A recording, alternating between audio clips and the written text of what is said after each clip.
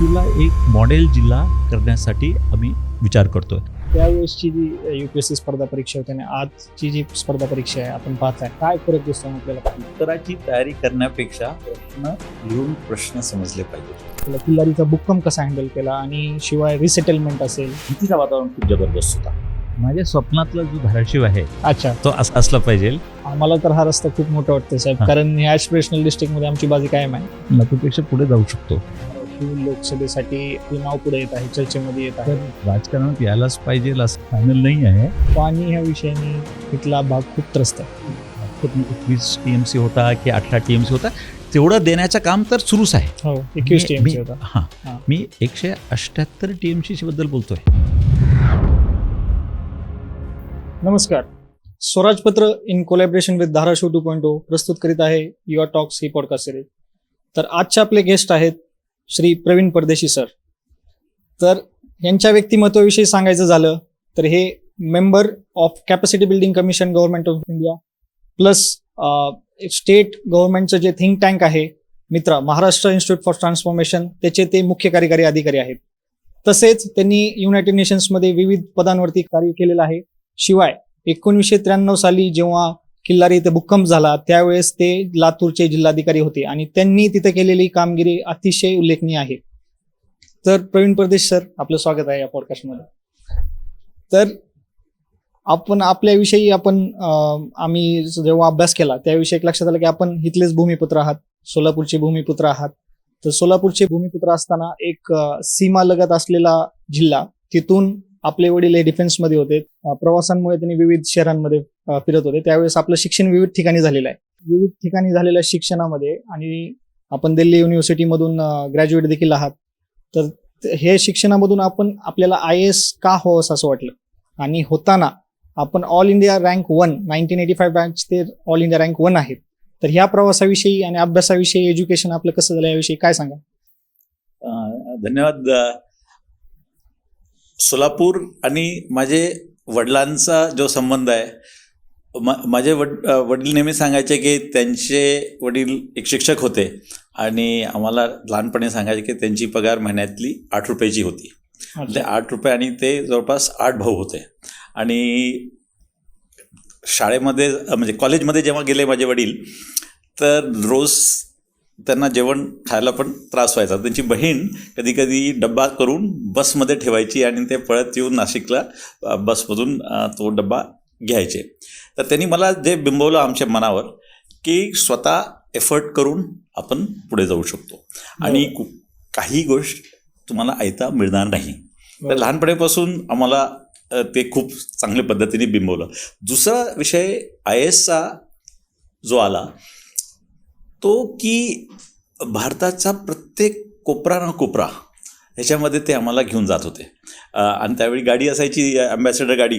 तर त्या गाडीतून मला आठवतं की माझ्या वडिलांनी कन्याकुमारीपासून नागपूरपर्यंत, नागपूरपासून शिलाँगपासून नागालँडपासून दिल्ली, तर हे रोड प्रवास करत असताना हा भारत देश जो आहे आपला, त्याच्याबद्दल इतकं प्रेमाचा संबंध निर्माण झाला. आणि ते एअरफोर्समध्ये असल्यामुळे एअरफोर्समध्ये काम एका प्रकारचा असतो आणि वाचन खूप जास्त. मी तर बघतो की आज आम्ही IASमध्ये जेवढं वाचन करतो पुस्तकात, कारण आम्ही ऑफिसमध्ये एवढं बिझी असतो, त्याच्यापेक्षा जास्त माझ्या वडिलांनी वाचन सगळे प्रकारचे भारताचे पॉलिटिक्स, इंडिपेंडंट मुवमेंट, आणि आम्हाला केव्हाही वॉकवर घेऊन जायचे तर त्याची माहिती द्यायचे. तर त्या माहितीतून असं एक फिलिंग आलं की आपला देश इतिहासमध्ये एवढा मोठा आहे, पण आज जे आपण देश बघतो त्याच्यामध्ये किती प्रश्न आहेत. आणि थोडासा पाऊस नाही पडला की आपल्याला, मी जेव्हा 8वीत होतो तर 1 वर्ष पाऊस नाही पडला तर एकदम भूकमारीचा आपल्याला संकट यायचा. पाकिस्ताननी गडबड केली तर बांगलादेशचे रेफ्युजीज आपल्याकडे आले. हे सगळ्या प्रश्नांतून असा विचार केला की असं कुठला प्रोफेशन आहे ज्यामधून आपण हे भारतासाठी काही करता येईल मनापासून. तर ते IAS एक प्रोफेशन समोर आला. आणि त्यावेळेपासून मी खूप तयारी केली. तर माझे वडील नेहमी सांगायचे की नाही, ते IASमध्ये येणं खूप कठीण आहे, हार्डली. तर पण आम्ही खूप जोमाने प्रयत्न केला दिल्ली युनिव्हर्सिटीमध्ये राहून. आणि एक विषय जे जर विद्यार्थी काही ऐकत असतील तर त्यांना मी सांगतो की 10वी आणि 12वीमध्ये सेंट्रल बोर्डमध्ये मला 67% मार्क्स होते. अच्छा. तर आणि माझे वडिलांनी सांगितलं की जो 67% मध्ये आहे तो 67%लाच टिकतो, म्हणजे अच्छा. मला बरोबर. पुश फॉरवर्ड करायला. म्हटलं हे असं तर करून आपण IAS मध्ये नाही जाऊ शकणार. तर मी खूप स्वतःचा आत्मचिंतन केलं. तर एक मला असला की उत्तराची तयारी करण्यापेक्षा प्रश्न लिहून प्रश्न समजले पाहिजे. बरोबर.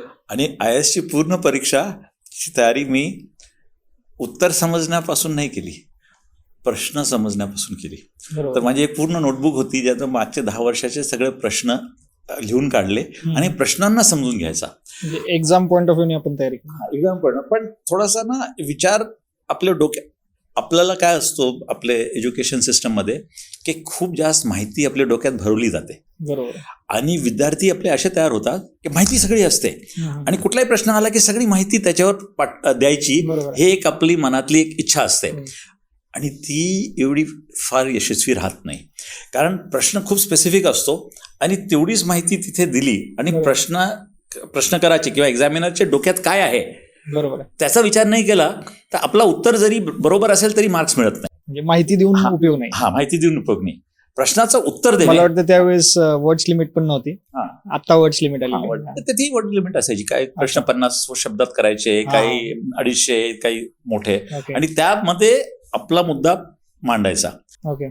आधीच्या त्यावेळेसची जी UPSC स्पर्धा परीक्षा होती आणि आजची जी स्पर्धा परीक्षा आहे आपण पाहत आहे, काय फरक दिसतो आपल्याला? काय सल्ला दिलाय का थोडक्यात म्हणायचं? तर आजच्या UPSC परीक्षामध्ये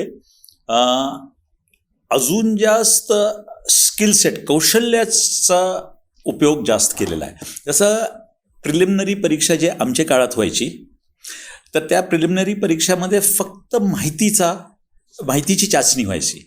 म्हणजे भारतामध्ये अर्जुन अवॉर्ड म्हणजे यावर्षी अर्जुन अवॉर्ड कुणाला मिळाला, इन्फॉर्मेटिव्ह.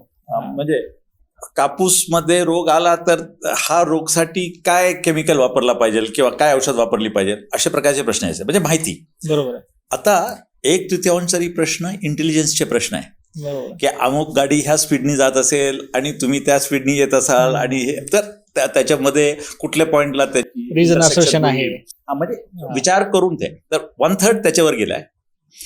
तर तो प्रिलिमिनरी परीक्षामध्ये महत्वाचा बदल आहे. बरोबर. आणि दुसरं आहे की फक्त कुठल्याही सब्जेक्टचे माहितीचा ज्ञान असणे, ह्याच्यापेक्षा जो जनरल नॉलेज आणि जनरल एसे आहे की तुमचे विचार करून तुम्ही स्वतःचं एक अस्तित्व आहे का, की फक्त वाचन केलेला मटेरियल तुम्ही तिथे खाली बिंबवता.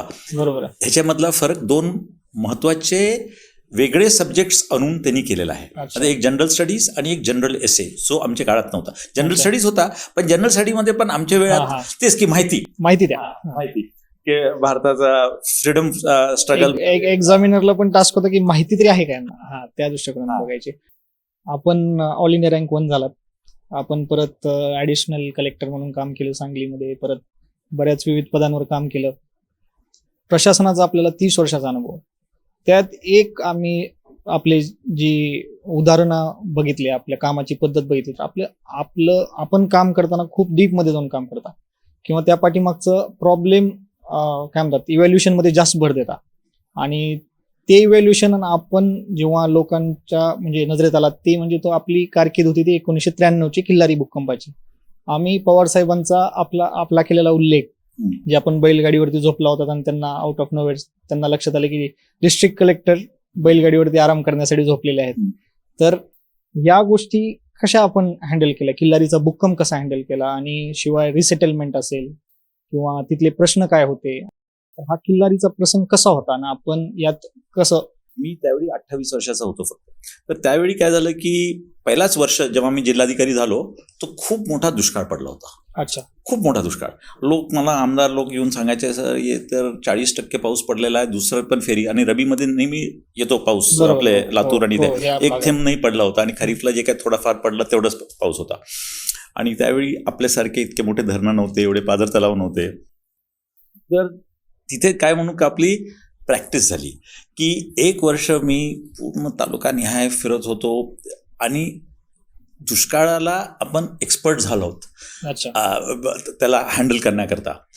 पण एक नवीन सिद्धांत माझ्या डोक्यात त्यावेळी शिरला होता की दुष्काळ ही संधी आहे, हम्म. याला इष्टपत्तीमध्ये आपण बदललं पाहिजे. अच्छा. तर त्या काळामध्ये कारण जनरली जिल्हाधिकारीकडे एवढं मोठं बजेट नाही आहे, नसतो. बरोबर.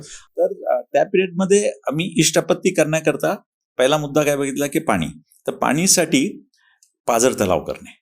तर पाझर तलाव, मोठे धरणं तर बांधण्यासाठी एवढे पैसे नव्हते, पण रोजगार हमी योजनामध्ये पाझर तलाव करणं शक्य होतं, कारण हाताचा मध्ये खूप मोठ्या प्रमाणावर ते केले. तर हे सगळ्याचा भूकंपाशी काय संबंध? भूकंपाचा हा संबंध आहे की एक आपत्ती निपटारण करण्याकरता त्याला इष्टपत्तीमध्ये बदलणे हे एक विचारश्रेणी. दुसरी, जो प्रश्न खूप दिवसापासून रिंगाळत आहे त्याचे खोलात जाऊन त्याला सोडवणे. बरोबर. आणि लास्ट इश्यू की इतकी मोठी वेदना लोकांमध्ये होती, कारण भूकंपाचा हा विचारच नव्हता. दुष्काळ तर Out दर of 4-5 syllabus. वर्षी येतो, त्याच्यामुळे लोकांना सवय झाली होती, पण हे भूकंप येईल हे माहीतच नव्हता.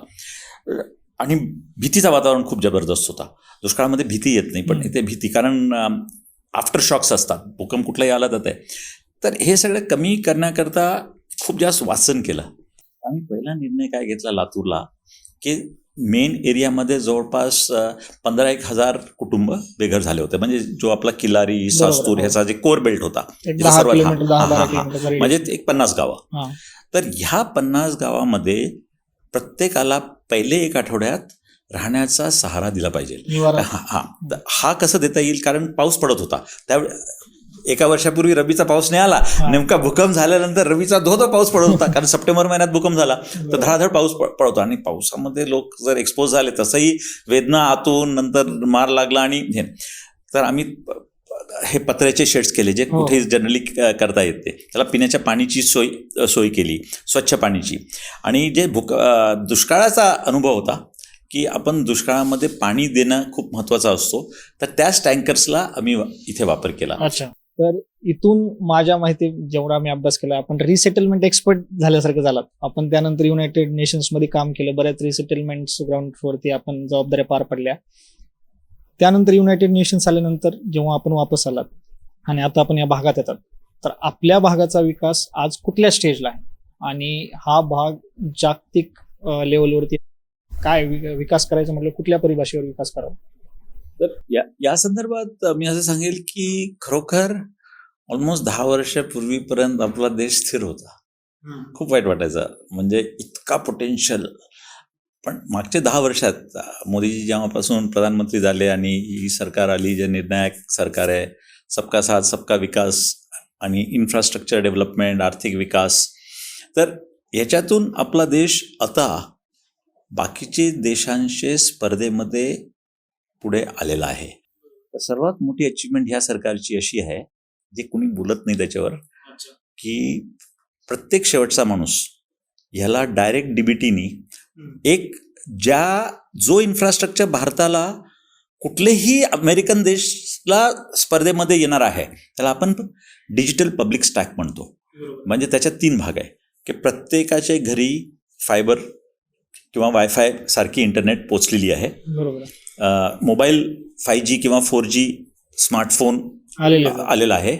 आणि त्यांचा अकाउंट बँकेत त्या इंटरनेटद्वारा जोडलेला आहे. परंतु तितका पुरेसा नाही, फक्त एक साध्या आधार कार्डनी त्याची आयडेंटिफिकेशन झाली आहे. कारण शेवटी बँकेतून पैसा काढण्याकरता तुमची आयडेंटिटी नसेल इस्टॅब्लिश्ड, तर खूप जास्त पेपर करायला लागतो. जसं पूर्वी लाईनमध्ये उभा राहा, तुमची सही आहे की नाही. म्हणजे थोडक्यात हे सगळे सिस्टीम मध्ये आणणंच हा मोठा टास्क होता. हे झाल्याबरोबर ह्या सरकारने जे केलेलं आहे त्याच्याबद्दल लोक आपण जनरली बोलत नाही. प्रत्येक शेतकरी याला वर्षाला 6,000 रुपये थेट त्याच्या अकाउंटमध्ये मिळतात. खूप मोठं काम आहे हा. म्हणजे आपले लोकसंख्यापैकी जवळपास आपण म्हणू तर 20 ते 30% लोक शेतकरी आहेत आणि एवढा मोठा देश आहे, प्रत्येकाच्या अकाउंटला पैसा जातो. नंतर आपल्या देशामध्ये कुठलीही परित्यक्ता महिला असेल, ज्याला जमीन नाही, काही नाही, तर त्याला 1,000 रुपयाचा पेन्शन नॅशनल सोशल सिक्युरिटीमधून घरपोच दर महिन्याला मिळतो. कुणाला त्याच्याकडे जाण्याची गरज नाही. नंतर 20 ते 22% लोक जे खरोखर असुरक्षित आहे आर्थिक दृष्टीने, त्यांना पिवळा रेशन कार्डमधून 5 रुपयाचा गहू आणि तांदूळ तो भेटतोच. कारण पूर्वी मिळत होता की नाही माहीत नाही, पण आता त्याला आधार कार्ड लिंक स्वाईप करून तो रॅशन त्याला मिळाला की नाही आपल्याला सेंटरमध्ये बसून समजतो बायोमेट्रिक. आणि ज्याच्याकडे तो रॅशन कार्ड आहे तोच जाऊन तो काढू शकतो, तो दुकानदार विकू शकत नाही जोपर्यंत हे रे. आणि लास्ट पॉईंट आहे की जो काही शासनाची योजना आहेत ज्याच्यामध्ये शेवटच्या घटकाला मदत करायची, जसं भूमिहीन लोकांना घर द्यायचं आहे किंवा आपल्याला टॉयलेट द्यायची योजना होती, तर त्याच्यामध्ये सुद्धा कोणी मध्यस्थी नाही आहे, डायरेक्ट पैसा त्यांना गेला. तर ही सर्वात मोठी अचीवमेंट आहे की सोशल सेफ्टी नेट ज्याच्यामध्ये ह्या देशातला जो उपेक्षित वर्ग आहे, आणि जसं नेहमी सांगतात ना, त्या उपेक्षित वर्गाला कास्ट नाही, त्याला धर्म नाही, तो फक्त कमजोर आहे. आणि जो समाज आपले कमजोर लोकांना देखभाल करतो तो समाज बळकट होतो नेहमी. आणि हा काम पहिले मागचे 5 वर्षात झालेला आहे या देशात. सर, जसं आपण म्हणालात की आपण एक ग्लोबल जो डायव्हर्स चेंज आपण सांगितला, तर तसंच आम्हाला या भागात आम्ही कुठं स्टँड करतो आणि काय विकासाची गरज आहे या भागात, या रिजन विषयी आपले मत जाणून घ्यायचं आहे. म्हणजे ही गोष्ट निर्विवाद आहे की महाराष्ट्राचा जर दरडोई उत्पन्न आहे त्याच्यापेक्षा जवळपास 1/3 धाराशिवचा दरडोई उत्पन्न कमी आहे. आणि महाराष्ट्रातले 2 जिल्हे म्हणजे मुंबई आणि ठाणे याच्यातून जवळपास आपले राज्याचा 40% GSDP येतं आणि बाकीचे सगळे जिल्हे मिळून हे विषमता आहे, ह्या बाबतीत वाद नाही. मी जवळपास 10 वर्ष स्वित्झर्लंडमध्ये UN मध्ये काम केलं. आता आपण नेहमी विचार करतो की अरे स्वित्झर्लंड जगातला सर्वात श्रीमंत देश आहे, पण त्याच्याकडे एक पण रिसोर्स नाही. आणि त्यांचा जो डिसएडव्हान्टेज आहे म्हणजे तो पूर्ण आल्प्स पर्वतावर कुठेही त्यांच्याकडे आपल्यासारखे सपाट जमिनी, नदीचे व्हॅल्यू ज्याच्यामधून कृषी होऊ शकतो, चांगला उद्योग उभा राहू शकतो, अशी जमिनीच नाही आहे. पण त्यांनी त्याचा ॲडव्हान्टेज केला. आज आपण स्वित्झर्लंडला का जातो? पर्वतारोहण करायला जातो, स्कीइंग करायला जातो, टुरिझमसाठी, म्हणजे त्याचं दृश्य बघायला. तर ॲडव्हान्टेज केला. तर आपला धाराशिव जिल्ह्यामध्ये एकतर पाऊस कमी पडतो, एक विषय. दुसरा विषय आपल्याकडे असा आहे की आपण प्रमुख ट्रान्सपोर्टेशन लाईन्स जसं पोर्ट आहे किंवा रेल्वे आहे त्याच्यापासून थोड्याफार अंतरावर आहोत. तर हे 2 आपले डिसएडव्हान्टेजेस जेन्युनली आहेत. आपला वनाखालीचा क्षेत्र 1.5% पण कमी आहे, तर त्याच्यामध्ये पर्यावरणच्या दृष्टीने सुद्धा आपल्यावर संकट आहेत. तर ह्या प्रत्येक मुद्द्याला आपल्या फायद्यामध्ये कसं करता येईल त्याच्याबद्दल आम्ही खूप विचार केला. आणि आपले जिल्हाधिकारी अतिशय चांगले आहेत आणि हा उपक्रम मी गेल्या 2 वर्षापासून सुरू केलेला आहे. कारण तुम्हाला वाटत असेल की मी असंच धाराशिवला येतो, पण मी जिल्हाधिकारी लातूरला होतो आणि राहतो सोलापूरला. तर त्याच्यामुळे हा एक जिल्हा ॲस्पिरेशनल जिल्हा असल्यामुळे जेव्हापासून मी क्षमता विकास आयोग दिल्लीला जॉईन झालो तर म्हटलं की ह्या जिल्ह्यात आपण प्रयोगात्मक पद्धतीने बघू की कुठल्याही प्रकारचे हस्तक्षेप इंटरव्हेन्शन्स आपण केले तर जिल्ह्याचा विकास जो प्रत्येक माणसापर्यंत पोहोचू शकतो त्या पद्धतीचा होऊ शकतो. तर ह्याच्यामधला पहिला मुद्दा असा झाला की आपली डिसएडव्हान्टेज आहे की आपला जमीन आपण म्हणतो दुष्काळग्रस्त आहे, पण आजच्या काळात सर्वात फायदेशीर गोष्ट सोलार एनर्जी आहे. आणि आपल्याला माहिती आहे की आपल्या प्रधानमंत्रीने पॅरिस डिक्लेरेशनमध्ये म्हटलं आहे की आपला dependence on coal and oil ज्याच्या आधारे हे कार्बन डायऑक्साईड निर्माण होतो तो आपण कमी करू. तर हे सोलार एनर्जी येणार कुठून? शेतीची जमीन ह्याच्या खाली सोलार खाली घालून तर होणार नाही, कारण शेवटी फूड सिक्युरिटी महत्वाची आहे. पण आपल्याकडे जे कल्टिवेशनसाठी योग्य जमिनी किंवा प्रोडक्टिव्ह आहे त्याची संख्या चांगली आहे इथे. आणि सोलार एनर्जीचा एक प्रमुख केंद्र आपण होऊ शकतो इथे, जसं राजस्थान झालंय. आज राजस्थानची जे सर्वात विषम भाग होता, दुर्गम भाग जैसलमेर, तिथे सर्वात जास्त आपली श्रीमंताई सोलार एनर्जीमधून येत आहे, कारण देशाची ऊर्जाची खूप जास्त गरज आहे. तर हे झालं सोलार एनर्जीचा विषय.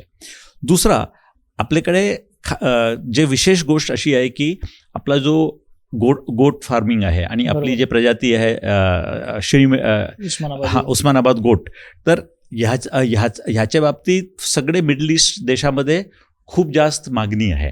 आणि मागचे सरकारमध्ये मी माननीय मुख्यमंत्री फडणवीस साहेबांच्या सोबत असताना आम्हाला प्रधानमंत्रीजींनी सांगितलं की एक MOU असं झालेलं आहे UAE, युनायटेड अरब इमिरेट्स किंवा अबुधाबी हे जे सगळे राज्य आहेत त्यांच्याकडे ऑइल खूप आहे, बरोबर आहे. परंतु त्यांच्याकडे अनाज पिकवण्यासारखी जागा नाही आहे. नाहीये.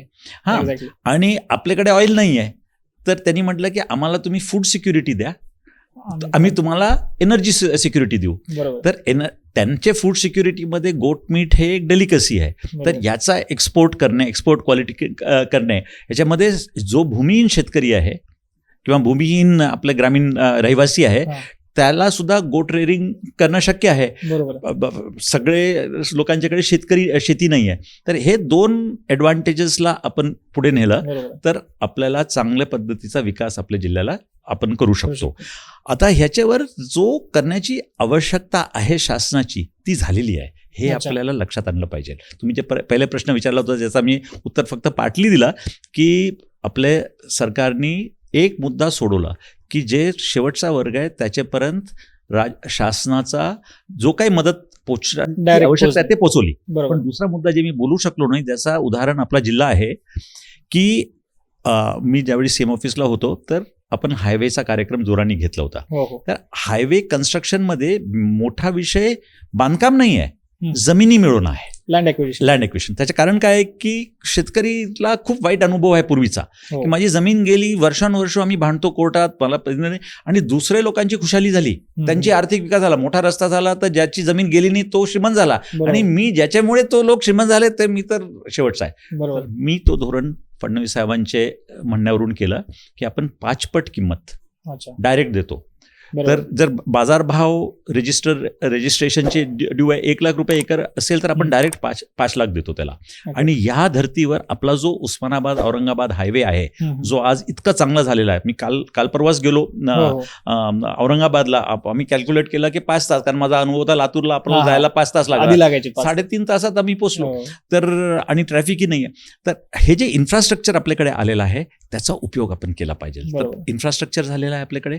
आता विषय असा आहे की वैयक्तिक इंडिव्हिज्युअल एंटरप्रेन्योरशिप स्पिरिट जे तुम्ही म्हणत होता जे बरोबर. युवकांना करायची आहे, हा. तर ती एंटरप्रेन्योरशिप स्पिरिट आपण जो आपले जिल्ह्याचं खरं रिसोर्स आहे बरोबर. त्याच्यावर आधारित केली पाहिजे. मुंबईला असा होतो, मुंबईला आयटी पार्क आहे म्हणून आपण पण आयटी पार्क केला, असं नाही मी म्हणत की आयटी पार्क होऊ शकत नाही, पण पहिले जे आपले रिसोर्स आहेत त्याला तर आपण वापरू मजबूत व्यवस्थितपणे. तर हे आता एक थोडक्यात म्हणायचं तर शेतीविषयक आपण बोलायचं झालं तर शेतकरी आत्महत्या या भागात जास्त आहे. धाराशिव जिल्हा जर मराठवाड्याची बघायचं झालं, काय? हा, मराठवाडा घेतला, धाराशिव जिल्हा शेतकरी आत्महत्या हम्म. जास्त आहे. हम्म. तसंच शेतीविषयक जोडधंदे देखील इथं कमी आहेत. जेवढे आपण बिलकुल. पश्चिम महाराष्ट्रात आपण पाहतो बरोबर. तेवढे जोडधंदे देखील कमी आहेत. हम्म. प्लस जो म्हणजे शेतीचा रिसोर्सचा जो विषय आहे, बऱ्यापैकी लोक शेती म्हणजे आज काय म्हणतात एक हे समजतात की एक पाप समजतात थोडक्यात की आपल्यावर लादलेलं संकट समजतात थोडक्यात की जी तरुण पिढी आज शिकते, ITI करताय, कोण इंजिनिअरिंग करताय, बरोबर, ते सगळे इथून बाहेर जातात. हो. तिकडे जाऊन त्यांना लेबर काम करणं त्यांना योग्य वाटतं, बट इथं स्वतःचा मालक असलेली शेती देखील कमी वाटते. तर ह्या विषयाने आपलं काय विजन आहे शेतीविषयी? हे सर्वात मोठा भेडसावणारा प्रश्न भारताचा आणि आपल्या राज्याचा आणि आपल्या जिल्ह्याचा हाच आहे की शेतीला किफायतशीर म्हणजे इकॉनॉमिकली वायबल कसं आपण करू शकू. तर याच्या मागे ह्याच्यावरही सुद्धा मी गेल्या 2 वर्षापासून आणि फडणवीस साहेबांच्या वेळी सुद्धा आम्ही त्याच्यात काम केलं, पण उस्मानाबाद जिल्ह्याला हे प्रयोगात्मक पद्धतीने सॅच्युरेशन मोडवर न्यायचं आहे. आपला सर्वात मोठा प्रॉब्लेम काय आहे? प्रॉब्लेम आहे की आपली परिस्थिती तशी आहे, प्रॉब्लेम नाही म्हणेल मी, परिस्थिती आहे. जिओग्राफिकल. अमेरिकामध्ये एक शेतकरीकडे 4,000 एकर आहे, आपल्याकडे मोठा शेतकरी आपण म्हणतो 50 एकरचा, आणि 50 एकर त्यांच्याकडे काहीच नाही त्याच्यावर. तर इकॉनॉमीज ऑफ स्केल मिळत नाही. इकॉनॉमीज ऑफ स्केलमुळे उत्पादकताला फरक पडत नाही, परंतु मार्केटिंगला फरक पडतो. अच्छा. मार्केटिंग एक खूप विचित्र नियम भारतात लागू झालेला आहे. तो नियम असा आहे की शेतीचा उत्पादन कितीही वाढला तरी शेतकरीचा वैयक्तिक उत्पन्न वाढत नाही. म्हणजे उत्पादन आणि उत्पन्नाचा विषय आहे. एकदम करेक्ट. उत्पादन वाढत आहे, उत्पादन वाढीच्या मागे आपण लावलेलं आहे, बट उत्पन्न वाढीच्या मागे आपण नाही लागलो. तर ह्याच्यात खोलात गेलोय मी, आणि ह्याच्यात आम्ही काम केलं आणि उस्मानाबाद जिल्हा त्याच्यासाठी प्रयोगात्मक आम्ही खूप पुढे आणत आहोत त्याला. तर ते सांगतो त्याच्या मागे. तर विषय असा आहे की RBIने एक अभ्यास केला, रिझर्व्ह बँक ऑफ इंडियाने. त्यांनी असं केलं की 7-8 प्रोडक्ट्स घेतले, टोमॅटोपासून, कापूसपासून, गहू, सोयाबीन्स, की जो ग्राहक म्हणजे तुम्ही किंवा बरोबर. मी जेव्हा सोयाबीन किंवा टोमॅटो विकत घेतो तर सपोज 100 रुपये देत असू आपण 10 किलोला, बरोबर. तर शेतकरीला त्याचा 40 रुपयेच मिळतो. हे जे 60 रुपये मधला आहे हम्म. तो कुठल्या प्रोसेसिंगला जात नाही. ओके. फक्त व्यापारी त्याचे मोनोपोली पॉवर, ओके. त्यांच्या एकाधिकारचा वापर करून तो फक्त ग्रहण करतो. म्हणजे Brokersला जातो तो काय? पॅरासाईट आहे ह्या बरोबर. विषयावर. हम्म. तो पॅरासाईट का आहे? कारण 60% मार्जिन असू शकत नाही.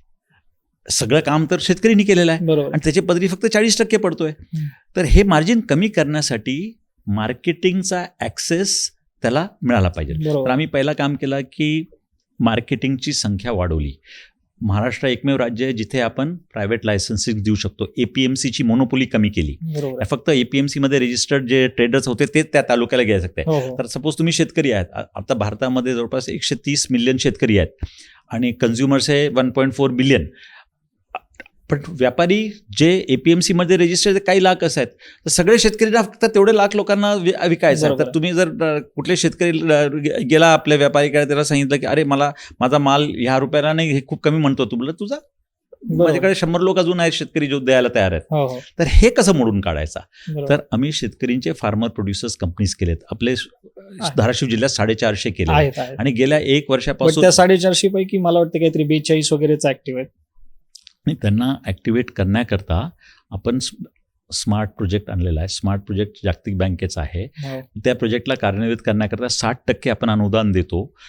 500पेक्षा जास्त शेतकरी एकत्र आले हम्म. तर त्याला कुठल्याही व्यापारीकडे विकण्याची गरज नाही. तूर त्यांनी स्वतःची दाल मिल उभी केली पाहिजे आणि ओके. दाल मिल उभे करून दाल जर विकली तर जो फरक आहे तूरची किमतीत हम्म. आणि आपण जो डाळसाठी पैसा देतो बरोबर. विकत हो, घेताना, विकत घेताना. त्याच्यामधला जो फरक आहे त्याचा मोठा वाटा परत शेतकरीपर्यंत पोहोचतो. अच्छा. आणि हे काम ऑलरेडी सुरू झालेलं आहे आपल्या धाराशिव जिल्ह्यात मोठ्या प्रमाणावर. आता लास्ट टाइम पाशा पटेल जे आले होते त्यांनाही मी हाच प्रश्न केला होता हम्म. की स्वतंत्र होऊन 75 वर्ष झालेले आहेत. हम्म.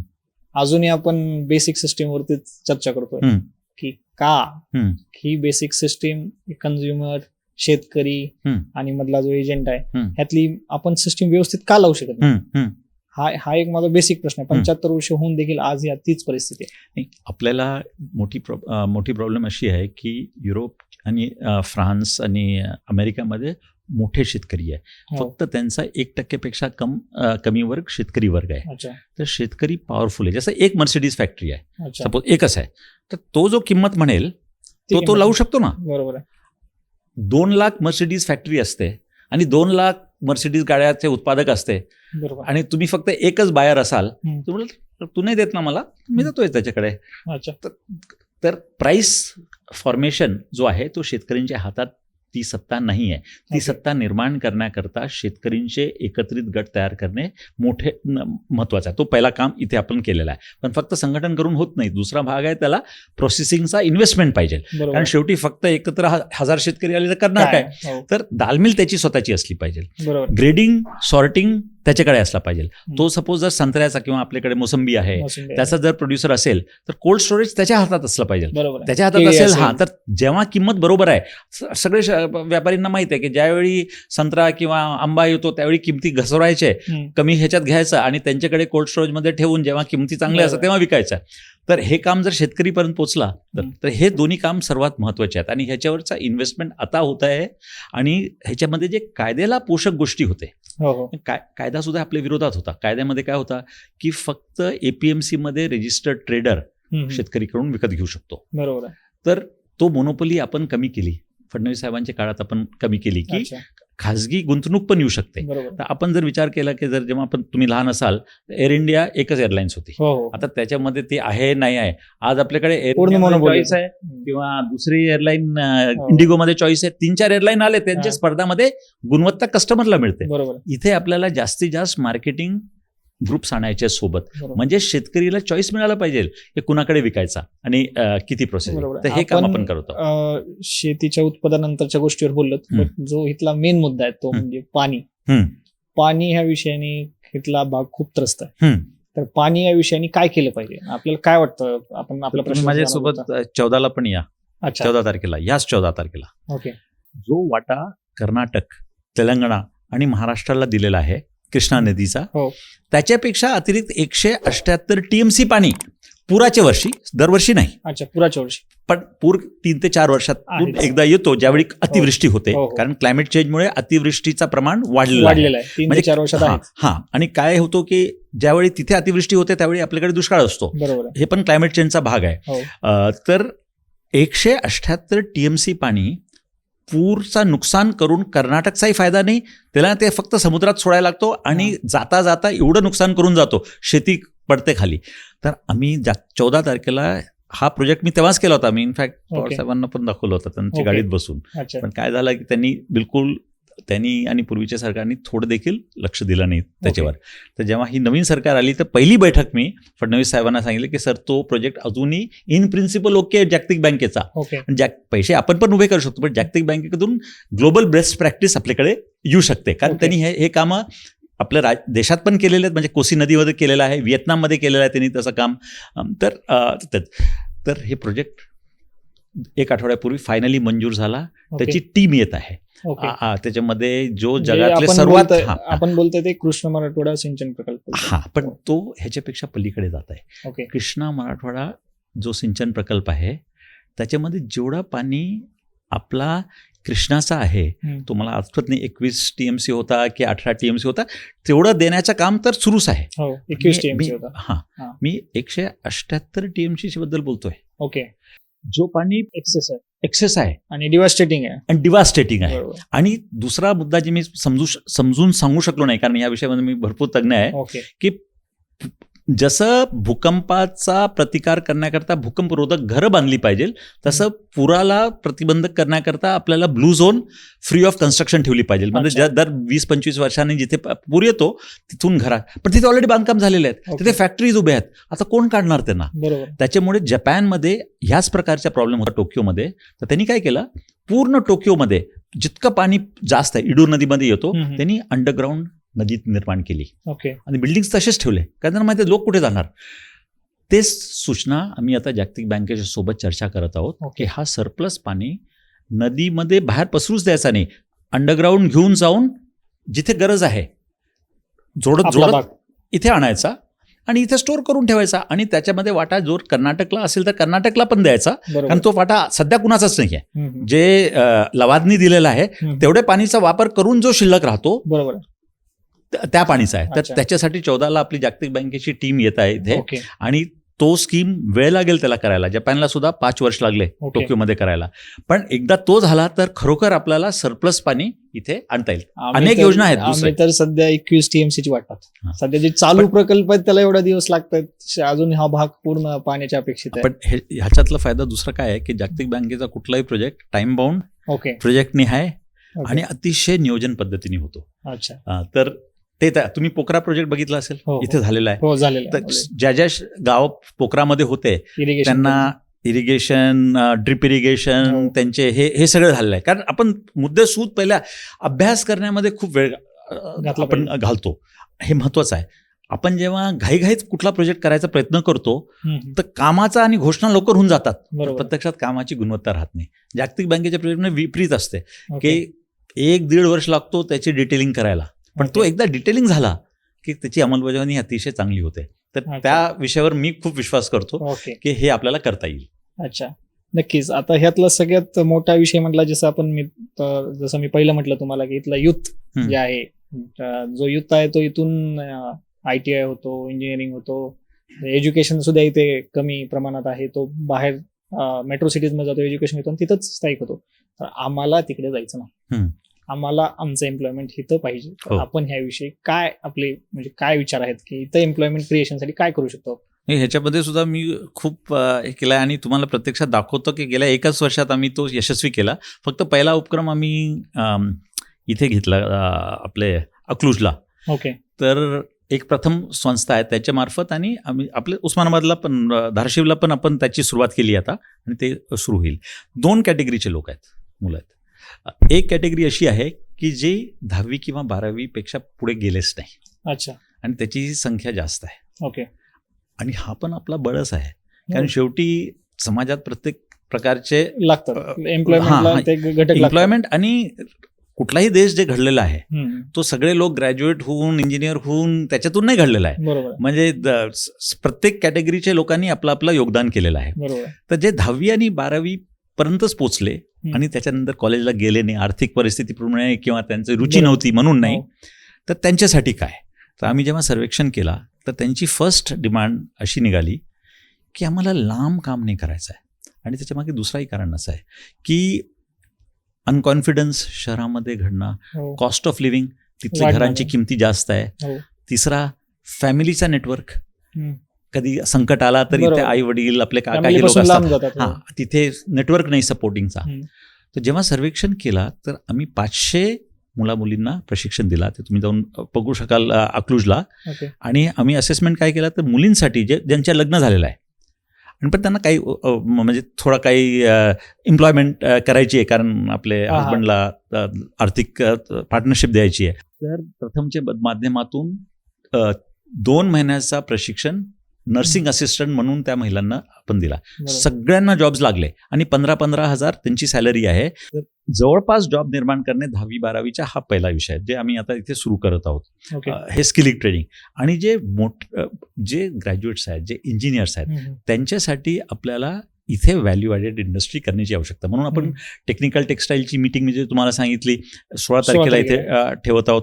आणि सोलार एनर्जी आणि त्याला फिक्सिंग करणे, सोलर मध्ये तर काही एम्प्लॉयमेंट असं काही नाही आहे. पण मेंटेनन्स, त्याच्या त्याच्या maintenance- निग्लिजिबल आहे गेस. हां, पण तो एक आहे. पण तो एनर्जी जर चीप झाली इथे तर त्या एनर्जीवर आधारित मॅन्युफॅक्चरिंग हो, हो. येऊ शकेल. आज हो. आपला पॉवरची कॉस्ट खूप आहे, हो. पण सोलारमधून 2.5 रुपयेमध्ये पॉवर तयार होते. हो, हो. तर ते सुद्धा डिस्पेन्सेशन आपण केलं पाहिजे की जे पॉवर इंटेन्सिव्ह इंडस्ट्रीज आहेत बरोबर. त्याला इथे आणणे. सर, तर आपण बऱ्याच विषयांवरती आपण आम्हाला सांगितलेलं आहे की शेतीविषयी कसं केलं पाहिजे. तर एक विकास याची डेफिनेशन आपण सांगितली या भागाला धरून, धाराशिव या भागाला धरून, तर काय सांगाल? एक विकास या एका 2 शब्दात शॉर्ट मध्ये सांगायचं झालं तर काय सांगाल?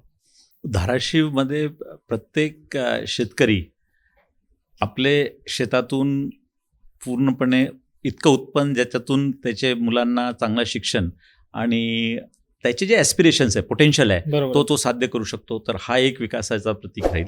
दुसरा राहील की जो तरुण वर्ग आहे, जो आपले लेबर फोर्सला किंवा वर्क फोर्सला जॉईन होतोय, हो. तर त्याला त्याच्या इच्छेप्रमाणे हम्म. एम्प्लॉयमेंट किंवा सेल्फ एम्प्लॉयमेंटची संधी मिळण्याची संधी निर्माण होणे हा बरोबर. दुसरा विकासाचा आहे. बरोबर. आणि तिसरा सर्वात महत्त्वाचा विषय की कुठल्याही समाजात 4-5% किती पण प्रयत्न केला तर उपेक्षित वर्ग राहतोच, ज्याच्यामध्ये जो आर्थिक दुर्बळ राहतो. तर बरोबर. त्या दुर्बळ वर्गाला आपल्याला एक सामाजिक न्याय दिला पाहिजे, ज्यामधून त्याला म्हणजे अन्न सुरक्षा आणि त्याला हेल्थची सुरक्षा, हे बरोबर. 3 गोष्टी जर आपण साध्य केलं तर, आणि हे धाराशिवमध्ये साध्य करणं शक्य आहे. आणि ह्याच्यासाठी जे काही योजना आता आपण डिस्ट्रिक्ट स्ट्रॅटेजिक प्लॅन बरोबर. शासनाने सुरू केला आहे, त्याच्यातून 3 ते 4 वर्षात हे पूर्णपणे आपण अंमलात आणू शकतो. ओके. तर या विषयाने अजून विचारायचं तर जे असंघटित कामगार इथे आहेत किंवा असंघटित घटक आहेत, ह्या विषयाने आपण कसं त्यांना डेव्हलपमेंट करायच्या गोष्टी बघायचं झालं तर? पहिला मुद्दा तर आता केंद्र शासनाने असंघटित कर्मचारींसाठी लेबर कोड आणलेला आहे. ओके. तर त्या लेबर कोडचे प्रमाणे, जसं उदाहरणासाठी आपल्याकडे ऊसतोडीचे कामगार असू शकतात जे बरोबर. असंघटित आहे, किंवा घरेलू कामगार आहेत, बरोबर. किंवा जे ऑटोमोबाईल छोटे मोठे मेकॅनिक्स इथे करतात. हम्म. तर बांधकामचा मोठा बांधकाम. बिझनेस आहे इथे, हो, हो, आहे. घराचे हो. बांधकाम, हो. कन्स्ट्रक्शन इंडस्ट्री, तर त्याच्यात ते असंघटित आहे. तर यामध्ये जे सेस आपण घेतो ते मोठ्या प्रमाणात ती निधी जमा आहे. हो, हो. आणि त्या निधीचा व्यवस्थित उपयोग करणे हे खूप सोपं काम आहे. उदाहरणासाठी सगळे असंघटित कामगारांना आपल्याला घर देता येईल. ओके. सगळे असंघटित कामगारांच्या मुलांना धाराशिवमधले ज्या प्रकारचं शिक्षण त्याला पाहिजे ते देता येईल. एवढी निधी आपण असंघटित बांधकाम कामगारचे मंडळामध्ये जमा केलेली आहे. ओके. फक्त त्याच्यात 1-2 छोटे छोटे उणीवा राहिलेत. एक उणीव अशी आहे की रजिस्ट्रेशन केलं नाही आपण. ओके. म्हणजे आपल्याला रजिस्टर करायला लागतो की हा असंघटित कामगार इथे कामाला आहे, ओके. म्हणजे तो त्या फायद्याला पात्र होतो. बरोबर. तर हे काम तर नक्की आपण करून घेणं काय सोपी गोष्ट आहे. बरोबर. दुसरी गोष्ट, जसं आता आम्ही सोलापूरला केला होता, की जितके बीडीचे असंघटित कामगार आहे त्या सर्वांना घरं दिले. अच्छा. तर कारण हे पैसे आले कुठून? हम्म. एक तर प्रधानमंत्री आवास योजना आहे, परंतु असंघटित कामगार मधून जे प्रत्येक बिल्डरकडून आपण सेस घेतो हो. त्याच्यामध्ये आजचा आकडा मला लक्षात नाही, पण मी जेव्हा बघत होतो 8,000 कोटी जमा होते त्याच्यात. आणि बापरे. दरवर्षी ते जमा होत राहतात जेव्हा हो, कुणी हो. कुणी नवीन प्रोजेक्ट घेतो त्याच्यात, पण त्याचा उपयोग होत नाही. आणि त्याचा सदुपयोग करण्याकरता आपण घरं या सर्वांना बांधू शकतो. बरोबर आहे सर. आपल्या मार्फत मी आता खूप योजना ऐकली. आपण आपलं ग्लोबल जे नॅशनल लेवलचं काम आहे, आपण पूर्ण कुठली योजना सांगताना वरच्या डिसिजन मेकिंग पासून, पॉलिसी मेकिंग पासून शेवटच्या घटकापर्यंत सांगतायत. बट आता हे इंटरनेटचं युग आहे आणि ह्या इंटरनेटच्या युगामध्ये सर्वांना माहिती कळतीये आणि ऍडमिनिस्ट्रेशनला देखील माहिती आहे की ह्या योजना आहेत खरे, तरी सुद्धा आम्हाला पायाभूत सुविधा मिळवण्यासाठी आवाज उठवावा लागतो, रस्त्यावर यावं लागतं. असं का? आपला एक प्रशासनाचा अनुभव पाहता मी तुम्हाला हा प्रश्न विचारतो. नाही, महत्वाचं सांगितलं. एक आहे मिशन कर्मयोगी, ओके, जे स्वतः मी आणि आमचे जिल्हाधिकारींनी मिळून ओके, आपले ह्या धाराशिव जिल्ह्यात अंमलात आणली. ओके. काय मिशन आहे ते? कसं? आपल्याकडे जवळपास 1001 तलाठी आहेत, ओके, जे प्रत्येक गावाचा जमिनीचा अभिलेख ठेवतात. हम्म. 1,000-1,500 आकडा माझा चुकत असेल, पण त्या दरम्यान ग्रामसेवक, आरोग्यसेवक जे ANMs आहेत, आणि पशुचिकित्सालयामधले पशुवैद्यकीयचे जे डॉक्टर, हो. जे LSS म्हणतो आपण ग्रामीण पातळीवर, हो. आणि महावितरणचे लाईनमॅन जे इलेक्ट्रिसिटी हो, हो, फ्रीतर आहे, हो. असे मिळून 1,000 ते 1,000 कर्मचारी आहेत, जो गावात सर्वांगीण विकासाचं काम त्यांची जबाबदारी आहे. ओके, मिशन कर्मयोगीमध्ये हम्म. त्यांची क्षमता वाढ करण्याचा कार्यक्रम आम्ही हाती घेतला. ओके, हा 5 दिवसाचा प्रशिक्षण आहे, ज्याच्यामधून आत्मचिंतनातून, अतिशय हा ट्राईड टेक्निक आहे, विवेकानंद ओके. फाउंडेशन मधून करण्यात येतो, ओके. की पगार तर आपल्याला मिळणारच आहे, मिळणारच आहे. तर आपण काम का करतो? तर खूप लोक स्वतः करतात, हां एका काळी मी अमुक व्यक्तीला मदत केली होती, मला खूप चांगला वाटला त्याच्या, पण ह्याला आम्ही कर्मयोगी मुवमेंट म्हणतो. ओके, हे कर्मयोगी मुवमेंट रोज तुमच्या जीवनात कसे येतील? तर तुम्ही तुमच्या कामात लक्ष देऊन कामातून तुम्हाला आनंद कसं मिळू शकतो? बरोबर. तर हा प्रशिक्षण आम्ही सगळे धाराशिव जिल्ह्यातले प्रत्येक ग्रामसेवक, तलाठी, ओके. आरोग्य सेवकला दिला. आणि मी 100% तुम्हाला म्हणतो की तुम्ही आता कुठल्याही गावात जा आणि जस्ट नागरिकांना विचारा की अरे ग्रामसेवक आजकाल येतो का, ग्रामसेवकाला कडे आपण गेलो तर काम होतो का? शेती सहाय्यक आहे आपल्याकडे, जे ओके. कुठलीही योजना हो. मिळून देतात. मला एका शेती सहाय्यकांनी सांगितलं की साहेब, त्याला एक शेतकरी, आपले धाराशिवचा एक शेतकरी आला होता त्याच्याकडे, आणि तो म्हणत होता की त्याला स्प्रिंकलरसाठी सबसिडी तो पात्र होता, हो. पण तो जेव्हा ऑनलाईन, आता सगळी योजना ऑनलाईन झाली, तुम्ही म्हणता ना हो. इंटरनेट, पण त्याच्या फेल होत होता अपलोड व्हायला. बरोबर आहे. तर त्यांनी त्याच्या ऑफिसला बोलवून घेतला आणि त्याच्या ऑफिसच्या इंटरनेटवरून त्याला अपलोड करून घेतला. बरोबर आहे. पण नंतर दुसरा प्रश्न आला की त्याला म्हटलं की उद्या लास्ट डेट आहे ते घ्यायची, आणि इन्स्पेक्शन झाल्याशिवाय हम्म. तो करता येत नाही. पण इन्स्पेक्शन तो नाही करू शकत, त्याचा सुपिरियर करता. तर त्यांनी म्हटलं की आम्ही कर्मयोगी प्रशिक्षण घेतल्यानंतर मी म्हटलं की मला फक्त माझं काम नियमात करणे हा नाही आहे, ह्याचा प्रश्न सोडवणे आहे. म्हणून बरोबर. त्यांनी त्याच्या सुपरवायझरला फोन केला. तो म्हटला अरे मी नाही आहे इथे, तू इन्स्पेक्शन कर माझ्या वतीने, फक्त तुझं योग्य असेल तर मी त्याला सही करून देतो. ओके. तर त्यांनी सांगितलं की मी सकाळी 6 वाजता गेलो, त्याच्या शेतावर इन्स्पेक्शन केला, त्याचा फॅक्स पाठवला, त्यांनी सही करून दिली, आणि त्याच्या संध्याकाळी त्याला तो स्प्रिंकलर मिळाला. इन शॉर्ट सांगायचं झालं तर म्हणजे IT कंपनीमध्ये व्हॅल्यू ऍडेड बंबार्डिंग केली जाते, एक्झॅक्टली, व्हॅल्यू बेसिस थिंकिंग वाढवली जाते, येस, की तुम्ही सरकारी कर्मचाऱ्यांमध्ये करता पूर्णपणे. आणि हा एक खूप चांगला माध्यम आहे, हम्म. ज्याच्या माध्यमातून आपल्याला सरकारकडून जी पूर्ण क्षमता आहे त्या क्षमताप्रमाणे सर्व्हिस नागरिकांपर्यंत पोहोचवता येईल. बरोबर आहे. तर आता मी बातम्यांमधून खूप ऐकलेलं आहे की धाराशिव लोकसभेसाठी आपलं नाव पुढे येत आहे, चर्चेमध्ये येत आहे. तर धाराशिव आणि आपलं कनेक्शन म्हणजे आपण कसं सांगू शकाल? प्रथम मी धाराशिवचा कनेक्शन सांगतो. तर धाराशिव जिल्हा हा 2-3 दृष्टीने माझ्याशी खूप जुडलेला आहे.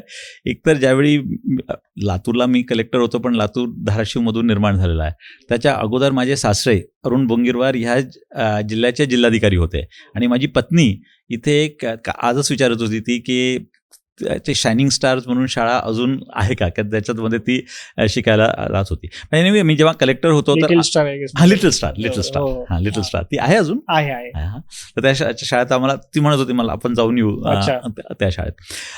माझे मामा, सख्खे मामा, मी इथे नेहमी दरवर्षी येत होतो, कारण ते इथे डिस्ट्रिक्ट डेप्युटी रजिस्ट्रार होते 70s मध्ये. युनायटेड एकत्रित धाराशिव जिल्हा होता. आणि सर्वात महत्वाचा, तुळजाभवानी आमची कुलदैवत आहे. ओके. तर मी अनेक वेळा सोलापूर ते तुळजापूरला चालत आलेलो आहे. ओके. म्हणजे जवळपास 40 किलोमीटर होतो तो, 40 ते अच्छा. 45. आणि नवरात्रीला हा, वगैरे चालत हा. होता. आम्ही फक्त नवरात्रीला धरून असं नाही, म्हणजे आपल्या नेहमी, मनासाठी हा. करून. मी आमचे सीओ त्यावेळेची अनिल डिगीकर, ओके. जे सुद्धा धाराशिवचे हा, आहेत, आम्ही केलं. तर हे तर झाले. आता जितकं मी फिरलो आहे ना पायी धाराशिवमध्ये, जनरली कुणी फिरत नाही. आता मला एक्झॅक्टली रस्ता माहिती आहे. धाराशिव शहरातून तुमचे केव्स जे आहे ना, धाराशिव ओके. केव्स, आणि धाराशिव लेक. संध्याकाळच्या वेळी बिगवते. नंतर तिथून मी येळशीपर्यंत ट्रेकिंग करून, ओके. नंतर येळशीमध्ये जो आपला देवळ आहे ना, हो, हो. तर ते देवळाला मी नेहमी जेव्हा सेक्रेटरी फॉरेस्ट होतो तर येत होतो हे सांगायला की तुम्ही एवढी घाण करता, एकमेव चांगला पाणीचा आहे, हम्म. तर त्याच्यामध्ये सिस्टम आपण तयार करून की जे कोणी भावूक येतात हम्म. त्यांच्या प्लास्टिक त्या नदीत टाकू नका. बरोबर. आणि ती स्कीम अजून ती इथे काही यशस्वी झाली नाही, काही ठिकाणी यशस्वी होऊ शकली. हा, हा. आणि येडशीला आपला जुना रेल्वे रेस्ट हाऊस आहे, हो, हो, जवळपास 150 वर्ष हा. जुना आहे. तर लातूरला कुठे राहतं तिथेच. तर हे सगळ्या इश्यूज आहेत. पण गेल्या 3 वर्षापासून जेव्हापासून मी क्षमता विकास आयोगमध्ये झालो, तर 3-4 प्रश्न आम्ही हाती घेतले. एक, महिला बचत गट. तर धाराशिवचे ऑलमोस्ट मला तरी वाटतं की मी 200 ते 300 महिला बचत गटांशी स्वतः भेटून त्यांचे ओके. काय प्रश्न आहेत हम्म. आणि त्या प्रश्नांना मार्गी कसं लावता येईल, बँकेच्या सोबत मीटिंग घेऊन त्या ओके. बँकेचे ज्यांचे कर्ज पेंडिंग होते, कालच आमची मीटिंग झाली ज्याच्यामध्ये regional manager state bank of India एक ओके. रूममध्ये, आणि 200 अर्जदार होते ज्यांचे काही महिन्यांपासून त्यांचे प्रकरणं पेंडिंग होते. नंतर एक रूममध्ये होती आपली ग्रामीण बँक. तर ग्रामीण बँकचे फक्त ब्रांच मॅनेजर तेवढं आमच्याकडे अधिकारच नाही सॉल्व्ह करतात. म्हणून मी अच्छा. त्यांचे मॅनेजिंग डायरेक्टर जे घरत म्हणून आहेत, ओके. त्यांची ईडीला बोलवलं, ओके. आणि जितके ग्रामीण बँकेचे प्रकरण पेंडिंग होते महिला हम्म. बचत गटांचे, आणि महिला बचत गट पण तिथे होते काही. आणि लास्ट प्रोजेक्ट आहे शेतकरी गट. तर फार्मर्स प्रोड्युसर्स कंपनीचा जो प्रोसेसिंगचे प्लांट आहेत हा. त्यांना अनेक अडचणी होते. उदाहरणासाठी एनए परमिशन मिळालं नाही तर बँक लोन देत नव्हती, आणि एनए बरोबर. परमिशनची आवश्यकता नाही असा आम्ही नियम केला, तर हे बँकेला माहीत नाही. ओके. त्याच्यासोबत प्री सँक्शन म्हणजे पहिले बँकेचा पत्र आणा की तुम्हाला हे लोन मिळणार आहे तरच बरोबर. आम्ही तुम्हाला सबसिडी देऊ. तर हा सुद्धा चुकीचा नियम आहे, हे सुद्धा आम्ही शिकतो. पण हे मला कशा लक्षात आला, ज्यावेळी आपले धाराशिवचे शेतकरी गटाने ही मला माहिती दिली. बरोबर.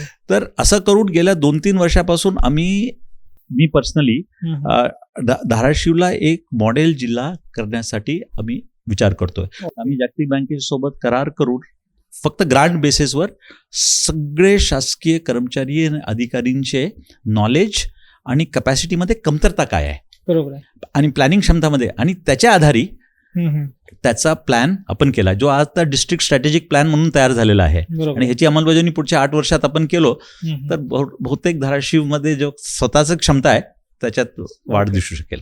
आता आपलं विजन पाहता आणि आपल्या प्रशासनाचा अनुभव पाहता आपण 30 वर्ष यशस्वीपणे पूर्ण प्रॉब्लेमला डील करण्यात किंवा ते प्रॉब्लेमला तोडण्यात यशस्वी ठरलेला आहात. तर आता आपण म्हणताय की आपण धाराशिव लोकसभेसाठी धाराशिव लोकसभा एरियासाठी बरंच काही करण्याची इच्छा आहे आपली, आणि लोकसभा अनुषंगाने आपण करू इच्छिता. तर प्रशासनामधून राजकारणात का नाही, अजून तर राजकारणात यायलाच पाहिजे असं निर्णय तर काय फायनल नाही आहे. परंतु एक विषय जे माझ्या मनात नेहमी असायचा, आणि मी जे काय चांगले नेते आहेत त्यांच्यासोबत मी काम केलेलं आहे. ज्यावेळी भूकंप झाला होता गुजरातमध्ये, हा हा आम्ही विलासराव देशमुख साहेबांचा सचिव होतो, अच्छा. आणि मुख्य सचिवांच्या नंतर सेकंड मोस्ट पॉवरफुल पोस्टवर होतो. ओके. मी त्यांना पत्र दिला एक की मला इथे नाही, मला तिथे काम करायचं. त्यांनी मला सोडलं पण नाही. तर मी त्यांना विलासराव साहेबांना सांगितलं, सर मी तुमच्याकडे लातूरला जिल्हाधिकारी होतो, माझा कॅरियर तसं घडलं आहे, आता मला कच्छमध्ये जाऊन काम करायचं आहे. त्यांनी माझे फेअरवेलमध्ये म्हटलं की कुणी मुख्यमंत्री कार्यालयाचा कवच सोडून जात नाही, हे पहिल्यांदा जातात बघू कसं अच्छा. करते, म्हणजे गमतीत त्यांनी सांगितलं. बरोबर आहे. तर त्यावेळी मी तिथे जाऊन काम केलं. तर मला असं वाटतं की आपल्या देशाचा जर विकास व्हायचा असेल तर ज्याला ज्या प्रश्नांची माहिती आहे आणि त्याच्यामध्ये त्याला आपुलकी वाटते, बरोबर आहे. त्या प्रश्नाशी तो जोडला पाहिजे, आणि ओके. स्वतःचा प्रश्न आहे आणि स्वतः त्याला सोडवलं पाहिजे. हे तर ह्याला मग चांगला मराठी शब्द मी मालकी म्हणतो, इंग्लिशमध्ये ओनरशिप म्हणू. ओके. तर मला असं वाटतं की जसं आत्ताची सरकार, आत्ताचे आपले प्रधानमंत्रीजी, आपले मुख्यमंत्री, हो. ह्यांना ओनरशिप आहे. ओके. की देशात काही जरी घडला हे माझी जबाबदारी नाही असं नाही, सगळीच माझी जबाबदारी आहे. ओके. तर शासनाचे अधिकारी असत्यावेळी मला नेहमी वाटायचा की हा एक विषय कुणी प्रश्न आणतो आणि तो प्रश्न नियमाचे खरे कारणामुळे करता येत नाही, पण बरोबर. प्रत्यक्षात ते केलं पाहिजे, नाही तर त्याचा जे काही उदरनिर्वाहाचं साधन आहे तो बुडणार आहे हे पण माहिती आहे, पण सध्याच्या नियमात बसत नाही. आपण शासकीय अधिकारी म्हणून म्हणू शकतो मी काय करतो, मी तर ते नियम आहेत नियमामध्ये बसत नाही, बरोबर. आता मी काय करणार. पण जर आपल्याला मालकी वाटली किंवा ओनरशिप वाटली की हा पण प्रश्न माझाच आहे आणि हे सोडवलंच पाहिजे, तर हे पॉलिटिक्स आणि ॲडमिनिस्ट्रेशन मधला फरक पूर्ण संपतो. आणि हा फरक ज्या ज्या देशात संपलेला आहे तो देश पुढे गेलेले आहेत. मी हे स्वतः बघितलं, जसं इंग्लंड असू द्या किंवा फ्रान्स असू द्या किंवा अमेरिका सुद्धा, तिथे पॉलिटिशियन कोण आहे आणि ॲडमिनिस्ट्रेटर कोण आहे असं नसतोच. बरोबर. ॲडमिनिस्ट्रेटर पॉलिटिशियन होतो, पॉलिटिशियन ॲडमिनिस्ट्रेटर होतो. बरोबर. जागतिक बँकेचे खूप आणि अँबॅसेडर आपले देशातले जे अमेरिकाचे अँबॅसेडर आलेले आहेत हो, हो. ते सुद्धा काही काळात तिथे पॉलिटिशियन होते, त्याच्या अगोदर ते प्रोफेसर्स होते युनिव्हर्सिटीमध्ये, बरोबर. प्रोफेसरमधून अँबॅसेडर झाले, अँबॅसेडरमधून पॉलिटिशियन झाले. तर देशाचं सर्व टॅलेंट देशाच्या सुधारासाठी वापरण्यासाठी पॉलिटिक्समध्ये सुद्धा जो काही आपला प्रशासकीय स्किल सेट आहे ते वापरलं पाहिजे. आणि आपण बघाल की आपल्या देशामध्ये आता आपले परराष्ट्र मंत्री इंडियन फॉरेन सर्व्हिसचे होते आणि त्याचा उपयोग आपल्या देशाला किती होतोय. तसेच आपले रेल मंत्री ते सुद्धा पूर्वी IAS अधिकारी होते. इनफॅक्ट ते मला ओळखत होते आणि मी जेव्हा त्यांना भेटायला गेलो तर म्हणलं अरे मला तुमचा लातूरचा अनुभव माहीत आहे आणि ते किती चांगलं काम करत आहेत रेल्वेमध्ये. तर प्रशासन आणि पॉलिटिक्स मधला हा फरक मला तरी वाटतं आर्टिफिशियल आहे आणि आपल्याला विकासाचे कामं करण्याकरता दोन्ही अनुभव वापरले पाहिजे. पण सांगितलं की म्हणजे राजकारणात येण्यासाठी काय वेगळं असं काही लागत नाही, प्रशासन आणि राजकारण जवळपास सिमिलर आहे. पण राजकारण म्हटलं, जे आपल्या भारत देशात राजकारण म्हटलं की कम्प्लीट एक वेगळी इमेज आहे, घोषणांचा पाऊस करणारा पुढारी वगैरे. तरी देखील मी अजून तुम्हाला विचारतो, राजकारणात का? तर राजकारणात आपण धोरणात्मक बदल आणू शकतो. अच्छा. आणि जे काही चांगली गोष्टी आपल्याला महाराष्ट्रात गेल्या 5 वर्षात फडणवीस साहेबांच्या काळात दिसतात ते एक दूरदृष्टिकोनातले मुख्यमंत्री होते. बरोबर आहे. त्याच्यामुळे होऊ शकलं. तर त्या प्रकारचा धोरणात्मक विचार करणारा, जसा शेतकऱ्यांना 5 पट जमिनीची किंमत देणे, हे धोरणात्मक बदल केले म्हणून रस्ते झाले. तर ह्याच्यामध्ये माझा मोठा वाटा होता. पण अशा अनेक गोष्टी अजून शिल्लक आहेत करण्यासाठी. धाराशिवला जे तत्काळ लागू होऊ शकतात त्याच्यामध्ये तुम्ही मला नेहमी विचारलं की शेतकरी गटांचा. आता प्रत्येक शेतकरी गट किंवा FPC आम्ही भेटलो तर ते 2 मुद्द्यांवर अडचणीत येतात. एक की त्यांना हे करायचं आहे, एक दालमिल करायची आहे, पण कंपनी बँक म्हणते की तुम्ही NA करा. आता NAला किती वेळ लागतो माहिती आहे, पण आपण धोरणात्मक असा बदल 2 मिनिटात करू शकतो की शेती प्रक्रिया ही NAची आवश्यकता नाही त्याला, तर आपोआप आपल्याला करता येते. ते आम्ही केलं तरी बँक म्हणते नाही आम्हाला NAच पाहिजे कारण आम्हाला घाण करता येत नाही. आपण म्हणू शकतो नाही, ते दालमिल पुरती ती जमीन तुम्ही असेल पुरी त्याची शेती घेऊ नका, पण ते दालमिल पुरता तुम्ही घाण करू शकाल. तर हे धोरणात्मक बदल केला तर खूप मोठ्या संख्यात शेतकरी गटांचे जे छोटे छोटे नियमातले प्रश्न आहेत ते सुटू शकतात. आता उदाहरण आहे, आपल्याला ऊस खूप जास्त आहे आपल्याकडे. आता ऊस मध्ये फक्त साखर केली पाहिजे असं नाही आहे. आता गुराळमधून सुद्धा आपल्याला इंडस्ट्रीयल अल्कोहोल मिथेनॉल करता येते आणि मिथेनॉल मधून तुम्हाला माहित असेल की ब्राझीलला पेट्रोल नाही आहे, पण 10 ते 15% गाडीच्या सगळं ऑइल ते त्याच्यातून तयार करतात. भारताकडे सुद्धा ऑइलची कमतरता आहे, तर ते आपल्याला इथे करता येईल. नंतर त्याच्यासाठी जे धोरणात्मक आवश्यकता आहे, आता काही धोरणात्मक अशी केलेली आपण की त्याला परमिशन लागते. आता गुराळमधून इंडस्ट्रीयल अल्कोहोल तयार करून जर ते पेट्रोल पंपला देता आली तर तुम्ही विचार करा की किती मोठी खुशाली आपण आणू शकतो. पण ह्या धोरणामध्ये अनेक गोष्टी आपल्याला राजकारणाच्या माध्यमातून पार्लमेंटच्या लेवलला पटवून करून घेता येईल. अच्छा, म्हणजे पॉलिसी मेकिंग मध्ये आपल्याला डायरेक्ट घुसता येतं. हो. ओके. तर आता असं समजण्यात आलं की आपण धाराशिव लोकसभेसाठी इच्छुक असताना आपण भारतीय जनता पार्टीकडून आपलं नाव चर्चेत येत आहे. तर भारतीय जनता पार्टीच का, किंवा भारतीय जनता पार्टीशी आपण कसे? खरोखर सांगतो तर ह्या प्रश्नावर इतकी काही चर्चा पण झाली नाही आणि इतक्यात ह्यावर तरी काय निर्णय नाही आहे. ओके. आणि कारण हा प्रश्न याचा म्हणजे उद्देश असा की प्रशासन आणि राजकारण हे वेगवेगळे विभाग आहेत आणि याच्यामध्ये जेव्हा भारतीय जनता पार्टीचा आपण गोष्ट बोलतो तेव्हा ते एक राईट विंग ऑर्गनायझेशन म्हणून ओळखलं जातं. तर जेव्हा आपण हे ट्रान्सफॉर्मेशन पाहतो की प्रशासन थ्रू आपण एक राजकारणात वगैरे जातो, तर ते विचारसरणी किंवा ते त्याविषयी आपण कसे जोडलेलं आहे? नाही तर त्याच्यात विषय एक असा आहे की मी तुम्हाला सांगितलं की सबका साथ सबका विकास सबका विश्वास हा जे म्हणणं आहे ना, हा घोषवाक्य नाही आहे. ओके. कारण इंदिरा गांधींनी पण सांगितलं होतं की गरिबी हटाव.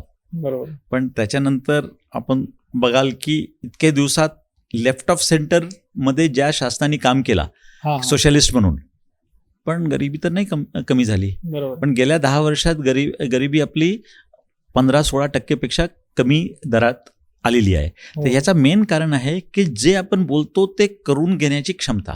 तर मला तरी वाटतं की भाजपमध्ये ही करून घेण्याची क्षमता या शासनाने दाखवलेली आहे प्रत्येक कामात. उदाहरणासाठी सगळे शेतकऱ्यांना आपण डायरेक्ट इन्कम सपोर्ट देतो आणि हे DBT द्वारे त्यांना पोचतं. तसेच जो कुठला उपेक्षित वर्ग आहे, परित्यक्ता स्त्री आहेत, त्यांना डायरेक्ट पेन्शन मिळते. तर हे लेफ्ट ऑफ सेंटर म्हणजे जो शेवटचा माणूस आहे त्याच्यापर्यंत पोचणं हे लेफ्ट किंवा राईट हे नाही, हे एक प्रशासकीय क्षमताचा भाग आहे. आपण गृहीत धरून चलो की आपल्याला भारतीय जनता पार्टीकडून उमेदवारी भेटली किंवा आपण राजकारणामध्ये आलेला आहात, तर हा जे धाराशिव जिल्हा जे आहे त्यानंतर लातूर जिल्हा झालेला आणि प्रायमरीली जनमत जर घेतलं तर असं येते की एक विकास पुरुष होता, त्याचं नाव होतं श्री विलासराव देशमुख. तर हा धाराशिव लोकसभा जो भाग आहे तो त्या विकास पुरुषाच्या म्हणजे वाट बघत आहे त्या विकास पुरुषाची, हा कोण विकास पुरुष बनणार आहे. आम्हाला धाराशिवची विलासरावजी भेटतील का? तर तुम्हाला हे तुम्ही खूपच इंटरेस्टिंग प्रश्न विचारला. मी सांगितल्याप्रमाणे मी हटली 28 वर्ष मी CO होतो जिल्हा परिषद अमरावतीला. ओके. आणि त्यावेळी अचानक ऑर्डर आली माझी लातूर कलेक्टर म्हणून. अच्छा. तर विलासराव साहेबांनी मला एका प्रोग्राममध्ये बघितलं होतं, आम्ही तिथे करत होतो. तर त्यांनी बाय केला, तर म्हटलं मी तर आता नाही, पण एनिवे ते झाला. तर त्यांच्याकडे बघून आपले भागाचा विकास कसं करणे हे आम्ही शिकलोच. परंतु दशकपूर्ती जे होती की त्यावेळी लातूर जिल्हा नवीन होता, इवन फॅसिलिटीज नव्हते अनेक. तर दशकपूर्ती 10 वर्ष पूर्ण झाल्यावर तर तो कार्यक्रम मी केला होता आणि 20 वर्ष जेव्हा पूर्ण झाले तर तेव्हा विलासरावजींनी मला तिथे बोलवलं होतं. तर त्या पद्धतीने धाराशिवला करणं खूप म्हणजे काय म्हणू की सहज आपल्याला करणं शक्य आहे. मला तर हा रस्ता खूप मोठा वाटतोय साहेब, कारण ह्या ॲस्पिरेशनल डिस्ट्रिक्ट मध्ये आमची बाजी कायम आहे. तर लातूरच्या इमॅजिनेशन मध्ये जाणं पण खूप मोठा चॅलेंज वाटतं आम्हाला. लातूरपेक्षा पुढे जाऊ शकतो. अच्छा.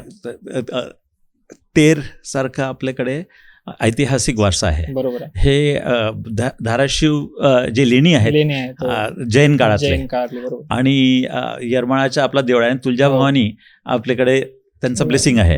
आणि ह्याच्यामध्ये जे आता आपण बघितलं की अयोध्यामध्ये एकदा राम मंदिर तयार झाल्यानंतर व्हॅटिकन आणि सौदी अरेबियाला जाणारे जे रिलिजियस पिलग्रिम्स आहेत त्याच्यापेक्षा जास्त अयोध्याला जातात. आता आपले फक्त 2च हा ठिकाण जर विचार केले, आपला तुळजाभवानी आणि यरमाळाचा देऊळ आणि तेर, तर आपल्याकडे टुरिझमला खूप मोठा वाव आहे.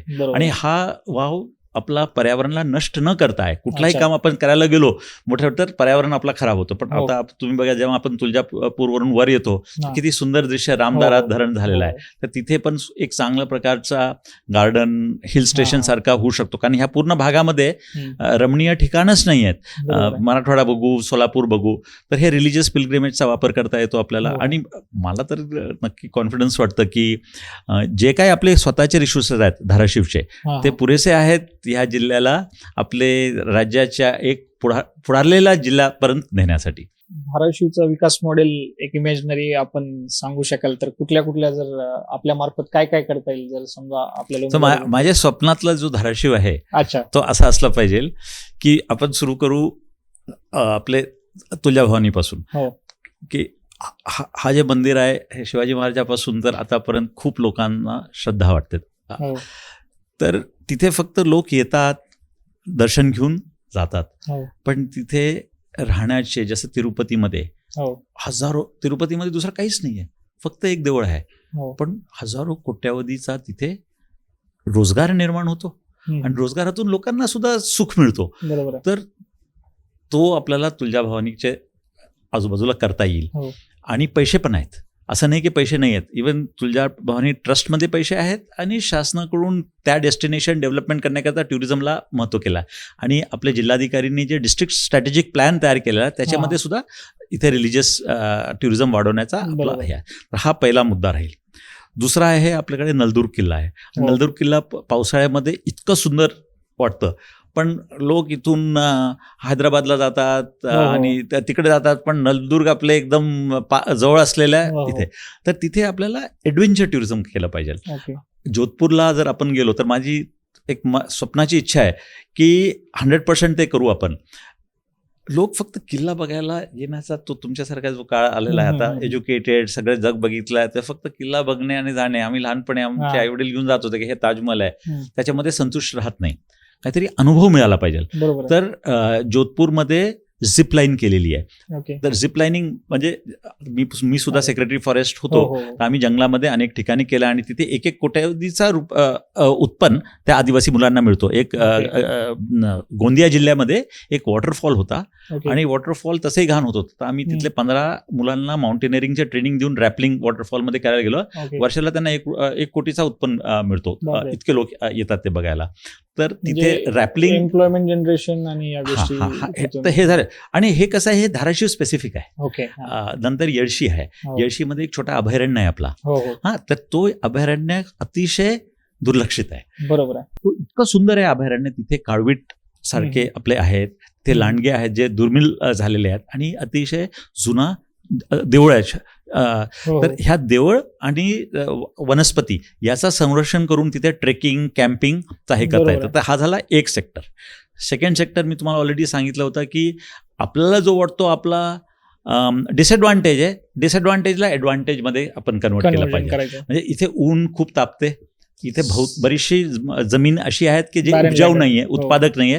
तर त्याला सोलार एनर्जीमध्ये कन्वर्ट करून त्या सोलार एनर्जीचा फायदा स्वस्त दरात इथे उद्योग उभा करायला आपण केला पाहिजे. तर आपण टुरिझम हे आपण कसं डेव्हलपमेंट मॉडेलमध्ये कन्सिडर केलं जातं हे नक्कीच सांगितलं. अजून एम्प्लॉयमेंट विषयी आणि अजून धाराशिवच्या शेतीविषयी काय सांगाल? तर सर्वात महत्त्वाचा प्रश्न रोजगार आणि जॉब्सचा आहे. आणि धाराशिवमध्ये अतिशय चांगले इंजिनिअरिंग कॉलेज, बाकीचे कॉलेजेस आहेत, पण विद्यार्थ्यांना इथे लोकली जॉब्स मिळणं कठीण आहे. बरोबर. या विषयावर मी खूप खोलात गेलेलो आहे. आणि जॉब क्रिएशन जर आपल्याला धाराशिवलाच करायचं असेल तर आपले जे रिसोर्स बेस आहे, जसा एक ऊर्जा मी सांगितलं, ह्या स्वस्त सोलार ऊर्जावर टेक्स्टाईल इंडस्ट्री, त्याच्याशिवाय आपल्याला फूड प्रोसेसिंग इंडस्ट्री म्हणजे सोयाबीनचं आपलं उत्पादन एवढं चांगलं आहे, त्याच्यासोबत तूरचं उत्पादन आहे. तर पण फक्त तूर बाहेर पाठवणे, त्याच्यापेक्षा तूरवर सगळे प्रकारची प्रक्रिया करणे. आणि मी गोट इंडस्ट्रीबद्दल सांगितली, गोटरी, तर ते सुद्धा फक्त गोट एक्सपोर्ट करणे ते नाही, पण इथेच आपला चिलिंग प्लांट, इथेच आपला पूर्ण प्रोसेसिंग, मीट प्रोसेसिंग प्लांट असला तर हे सगळे लेबर इंटेन्सिव्ह इंडस्ट्रीज आहेत आणि ह्याच्यामध्ये नोकरी चांगली आपल्याला निर्माण करता येतात. आणि ही कोर मॅन्युफॅक्चरिंग कॅपॅसिटी आली ना तर त्याच्यासोबत त्याला जोडून IT, AI येते, कारण मॅन्युफॅक्चरिंगला सपोर्ट करते. IT आहे, एज्युकेशन आहे आणि नंतर हेल्थ आहे विषय आपला. आता आम्ही सिव्हिल हॉस्पिटल बघितला. जेव्हापासून आपला हॉस्पिटल टीचिंग हॉस्पिटलला जोडला तर आपल्याकडे सेपरेट सिव्हिल हॉस्पिटल नाही आहे. तर आम्ही फुल्ली एफर्ट्स करून इथे एक सिव्हिल हॉस्पिटल पण आणण्याचा प्रयत्न करत आहोत, सेपरेट वन. BMC वरती आपण कमिशनर म्हणून कार्य करत असताना आपली उल्लेखनीय कामगिरी आहे कोविडमध्ये, कोविड पॅन्डेमिक कंटेनमेंट करण्यासाठी. तर आणि इथली आरोग्य परिस्थिती पाहता इथे खूपच हेल्थच्या बाबतीत आपण खूप मागे आहोत. तर ह्या विषयानी काय विजन असलं पाहिजे? ह्या विषयानी फक्त हे नाही, पण मी ॲक्च्युली गेल्या 2 वर्षापासून प्रत्यक्षात करत आहे. 2 विषय मी हाती घेतले होते आणि हे दोन्ही विषय कारण मी आंतरराष्ट्रीय पातळीवर त्याचा अनुभव होता. तर भारताचा महिलांचे कॅन्सरचा मृत्यूदर सर्वात जास्त आहे आणि हे जास्त असण्याचं कारण असं आहे की महिला हॉस्पिटलला पहिल्यांदा 50% महिला हॉस्पिटलला ज्यांना कॅन्सर झालेला आहे स्टेज 3ला जातात, जबकि तो कॅन्सर स्टेज 1ला जर माहितीत आला तर 100% क्युरेबल आहे. जसं ब्रेस्ट कॅन्सर आहे, सर्व्हिकल कॅन्सर आहे, ओरल कॅन्सर आहे, हे स्टेज 1लाच लक्षात आला.